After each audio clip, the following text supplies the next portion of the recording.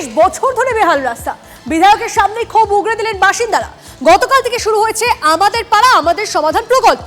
ডেবরায় ক্যাম্পে গিয়েছিলেন তৃণমূল বিধায়ক হুমায়ুন কবির, সেখানে স্থানীয়দের ক্ষোভের মুখে পড়েন তিনি। স্থানীয়দের অভিযোগ, চকরাজপুর থেকে আকালপোষ পর্যন্ত প্রায় 2 কিলোমিটার রাস্তা বেহাল। বারবার প্রশাসনিক আধিকারিকদের জানানো হলেও কোনো সুরাহা হয়নি। রাস্তা খারাপের কথা স্বীকার করে নিয়েছেন স্থানীয় প্রশাসন। দ্রুত রাস্তা সারাইয়ের আশ্বাস দেওয়া হয়েছে।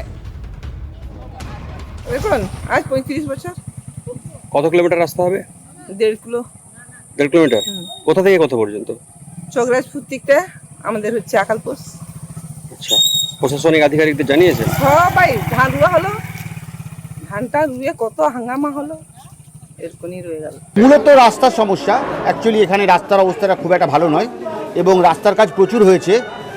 পথশ্রী প্রকল্পে রাস্তার কাজ প্রচুর হয়েছে, ব্যাকওয়ার্ড ক্লাস ওয়েলফেয়ার ডিপার্টমেন্ট থেকে রাস্তার কাজ হয়েছে। তা সত্ত্বেও এখানে বেশ কিছু রাস্তা রয়ে গেছে, ওগুলো রিপেয়ার করাটা ইমিডিয়েট দরকার। মূলত মানুষজন সেই নিয়েই আসছেন এখানে।